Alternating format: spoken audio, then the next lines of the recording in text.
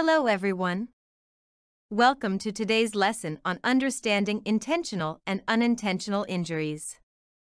Today, we're going to explore why it's important to know the difference between these two types of injuries and how we can keep ourselves safe. Let's get started. Understanding the difference between intentional and unintentional injuries is important for personal safety because, number 1, preventing injuries. Knowing the difference helps us avoid situations where someone might try to harm us on purpose or where accidents are more likely to happen. 2. Getting the right help. If we do get hurt, knowing if it was intentional or not helps us know what kind of help we need, like calling the police or just putting a bandage on. 3. Following rules. It's important to understand because intentional injuries can have serious consequences, like getting in trouble with the law, while unintentional injuries might mean we need to be more careful in the future. And 4. Being responsible. Understanding this difference helps us make better choices and be more responsible for our actions, which keeps everyone safer overall.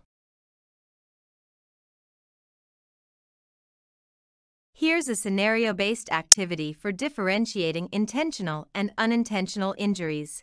Identify whether each scenario represents an intentional or unintentional injury.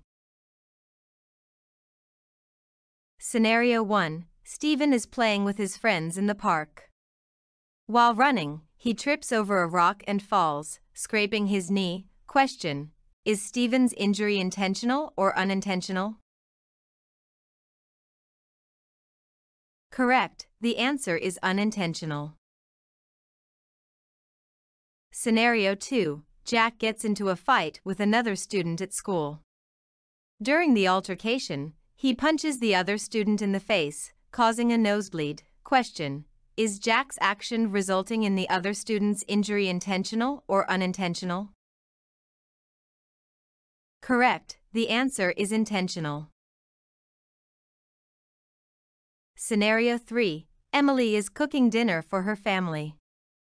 While chopping vegetables, she accidentally cuts her finger with a knife. Question: is Emily's injury intentional or unintentional?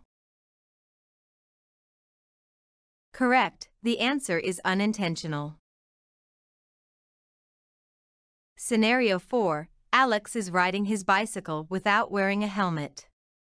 He loses control and falls off, hitting his head on the pavement. Question: is Alex's injury intentional or unintentional? Correct. The answer is unintentional.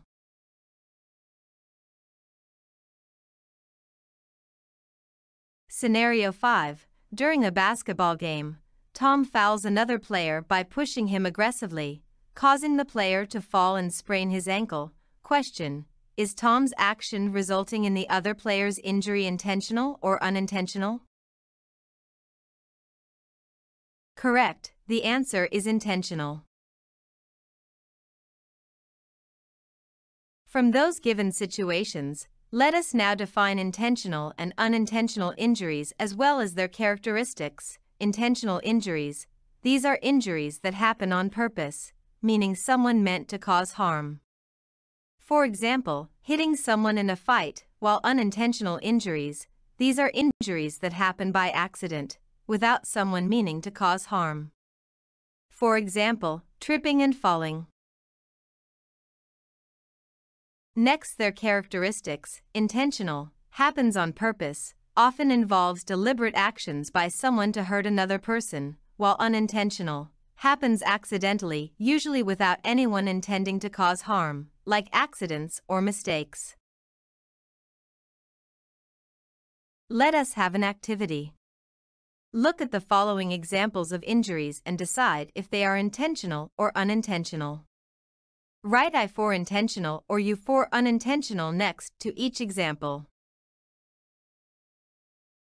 You have 3 minutes to answer the following. 1. Getting a paper cut while reading a book. 2. Falling off a skateboard while trying to perform a trick. 3. Pushing someone during an argument and causing them to fall. 4. Slipping on a wet floor and spraining your ankle. 5. Getting hit by a baseball during a game.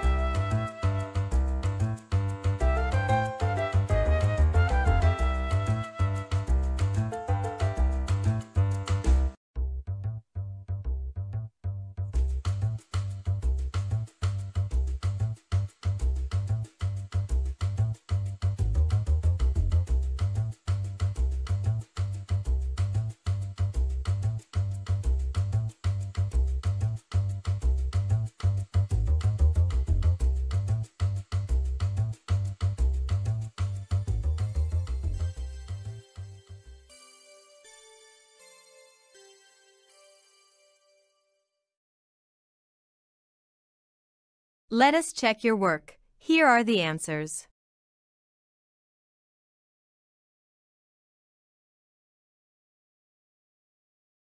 How many correct answers did you get? If you got all the correct answers, then you are doing great. If not, you may review again this video. Reflective activity.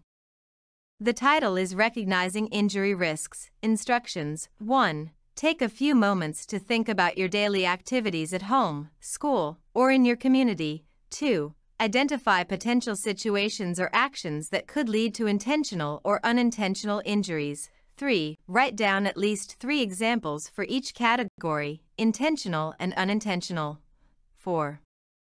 For each example, briefly explain why you think it poses a risk for injury. 5. After completing your list, consider ways to minimize these risks to ensure your safety and the safety of others. Here is an example. You may pause this part as your guide.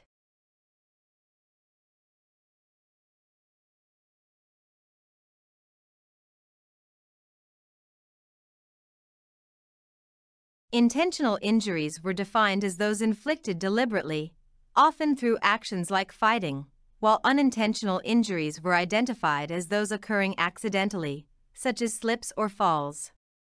Through activities and discussions, you should practice and consider strategies for mitigating injury risks in various daily scenarios.